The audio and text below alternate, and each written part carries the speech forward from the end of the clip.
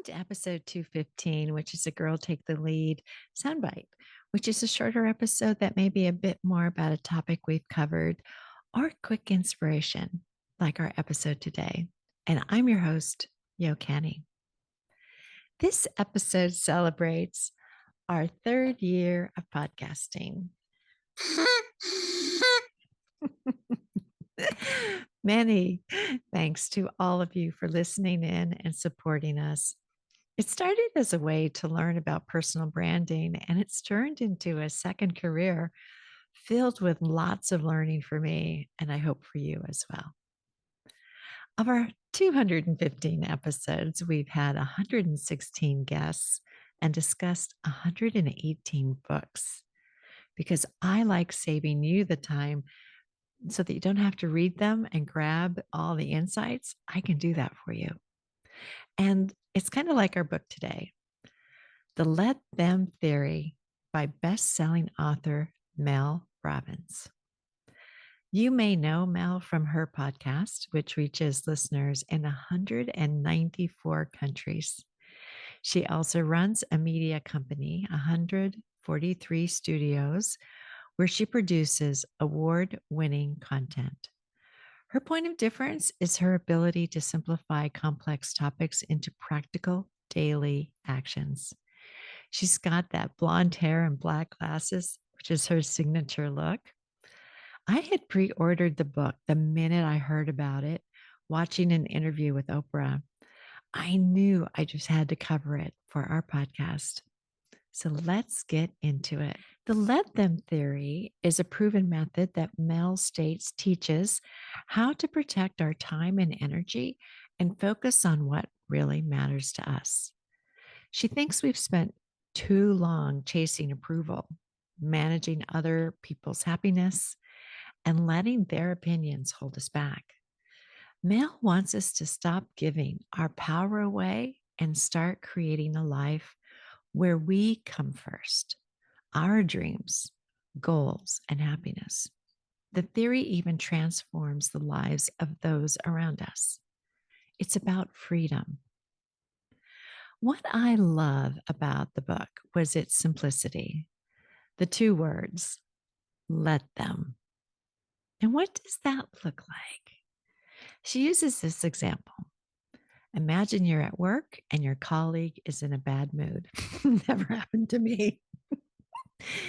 Instead of letting their negativity affect you, just say, let them. Let them be grumpy. It's not our problem. We can focus on our work and how we feel. The truth is, other people hold no power over us unless we give it to them. Here's why Mel says it works.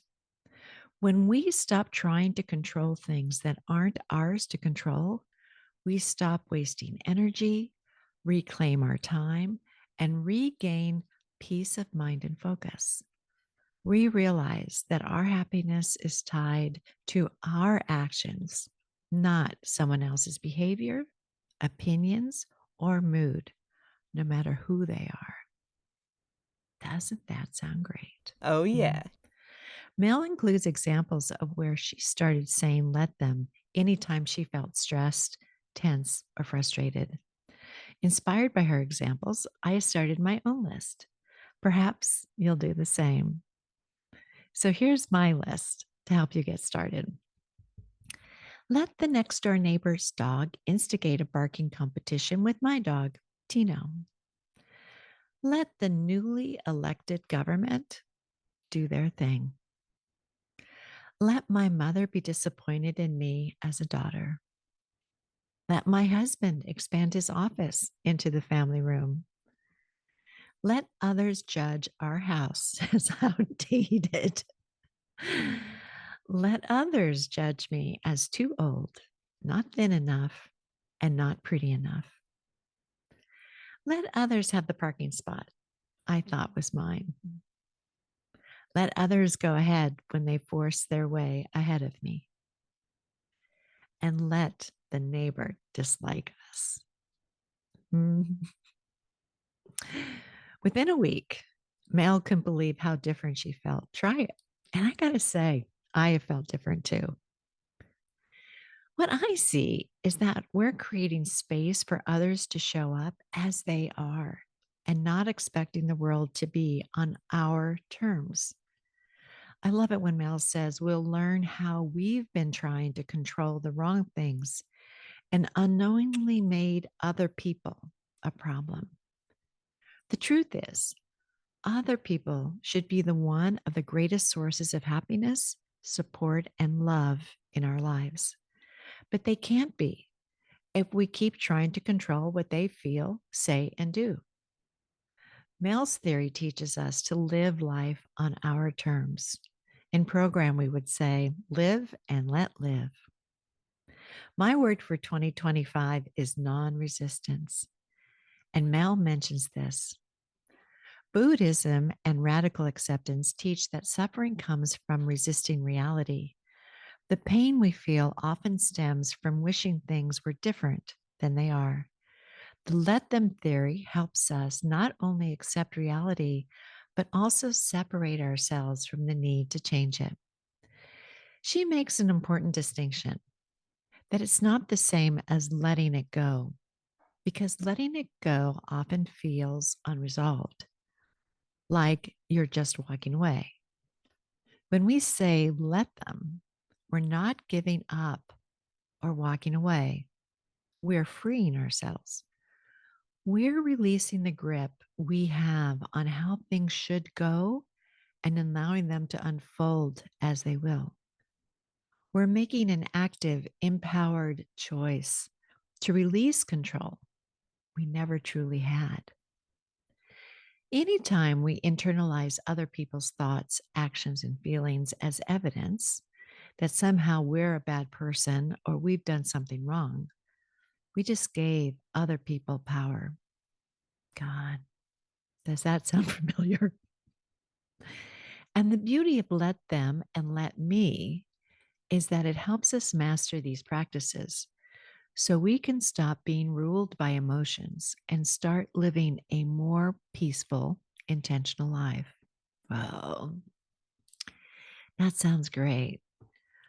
But I had to sit with this distinction between let them and letting it go. And when I talked with my husband about it, he mentioned that in letting go, it can sometimes come back, where let them allows us to be present, create space, and let the other just be. Such a good point. I think it matters too how we say let them.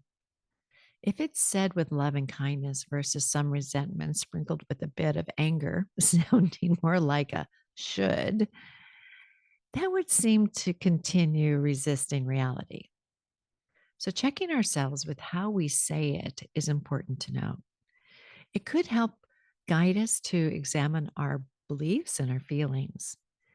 And someone I think is excellent at breaking up those beliefs is Byron Katie.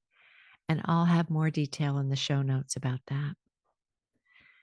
Let me tell you about the other part of the equation Mel brings forward.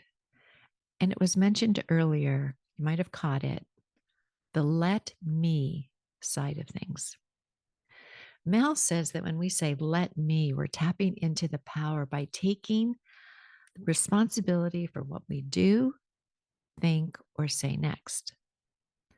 Let me makes you realize that you are in control of what happens next and that life is more fun and fulfilling when we're not sitting alone in our superiority. It gives us responsibility for what we do next and what we can control. Our attitude, behavior, values, needs, desires, and what we want to do in response to what has just happened. It's the opposite of judgment. It's about self awareness, compassion, empowerment, and personal responsibility. Rather than superiority, which is where we can go with let them, it says no one is better than us, and we aren't better than them. In a recent interview with Katie Couric, Mel said that there are 3 let me things you can ever control once we detach with let them. 1, your thoughts, and what you want to do next. 2, whether or not you want to respond and how you respond. And 3, how to allow your emotions to rise and fall and what you do with them. So she says the crux of let them theory is let them and let me. As I read this, I was reminded of a couple things. One of the Beatles songs, Let It Be, and the words which might be helpful as we navigate lots of change happening right now. Remember these words? And when the brokenhearted people living in the world agree, there will be an answer. Let it be. For though they may be parted, there is still a chance that they will see. There will be an answer. Let it be. And the other thing that comes to mind is the serenity prayer. God grant me the serenity to accept the things I cannot change, courage to change the things I can, and wisdom to know the difference. Kind of like the song and the prayer, Mel also offers a way to live peacefully together. If you get the book, let me know what you think. I've only covered just some of the groundwork. There is so much more in this book that you might like. I think it'll be a great resource as we dip into more topics about stress, fearing other people's opinions, friendships, and whoa, she will rock your boat what she has to say about motivation. She thinks motivation is overrated. She argues that relying solely on motivation is ineffective because humans naturally avoid difficult or new tasks. She emphasizes the importance of taking decisive action despite discomfort, suggesting that true change occurs when we push ourselves to act, even without feeling motivated. Definitely agree. There's a lot more to change. And we've spent the last 3 years exploring that. And I think we'll keep exploring that. I'd like to end today's episode with a reading from chapter 18. Let them show you who they are. They're important words for all of us. At the end of your life, what are the very last words you want someone to say to you? I love you. Love is the most powerful force in the world. You deserve to feel loved, be loved, fall in love, express love, and experience one of the greatest joys in life, being in a loving relationship. Whether you're single, divorced, dating, engaged, in a situationship, or you've been married for a very long time, I believe the greatest love of your life is ahead of you. Even the best relationships can become more meaningful, and your connection to someone can always go deeper. If you're single, your love story is far from over. The love of your life is not in your past. They are waiting for you in the future.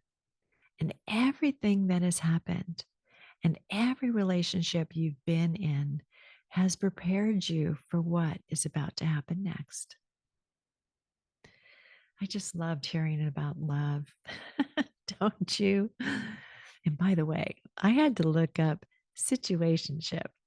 And in case you didn't know this term either, it's a romantic or sexual relationship that is not considered to be formal or established. Here's a sentence. I'm trying to turn this situationship into something more serious. Anyway, more, I can see that maybe this is going to be a topic for another episode. And with that, we'll wrap up this special episode celebrating Girl Take the Lead's 3rd anniversary. Thank you for being part of this incredible journey. It's been an honor to learn, grow, and explore these topics with you. When I started this podcast, I didn't know where it would take me. And here we are, 3 years later, still going strong. Honestly, I'll keep doing this until I can't because sharing stories, insights, and a little inspiration with you is one of the greatest joys of my life. As Mel Robbins reminds us, love is the most powerful force in the world. So, as we celebrate 3 years together, let's carry that love forward. Love for ourselves, love for others, and for the life we're creating together. Here's to the next episode. Until next time, lead with love. Talk to you soon. Bye.